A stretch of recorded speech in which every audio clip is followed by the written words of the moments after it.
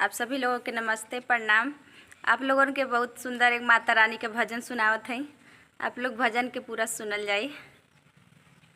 सातो बहिनी चलेली बाजारिया सहरिया में चाँद उगल सखिया।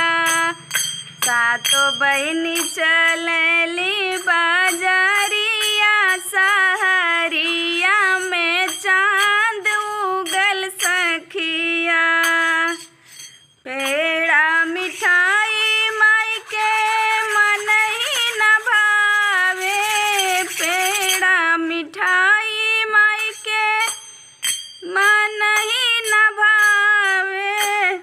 भावे लने घुघुरिया सहरिया में चाँद उगल सखिया।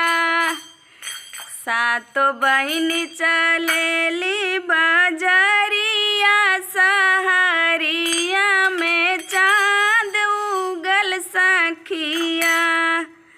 सातो बहिनी चलेली बाजारिया सहरिया में चाँद उगल सखिया। लहंगा या साड़ी माई के मन ही न भावे। लहंगा या साड़ी माई के मन ही न भावे। भावे लल की चुनरिया सहरिया में चाँद उगल सखिया। भावे लल की चुनरिया सहरिया में चाँद उगल सखिया।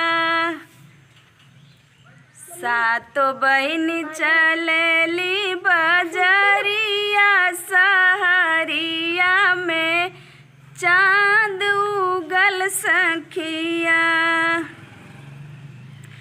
पीपल या बरगर माई के मन ही न भावे। पीपल या बरगर माई के मन ही न भावे।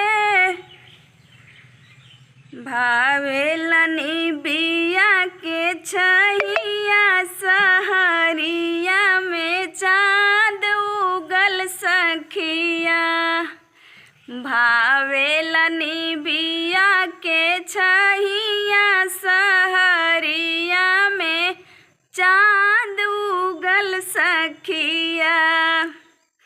सातो बहिनी चलेली बाजारिया सहरिया में चाँद उगल सखिया। सातो बहिनी चलेली बाजारिया सहरिया में चाँद उगल सखिया। आप लोग बताओ माता रानी के भजन कैसन बा।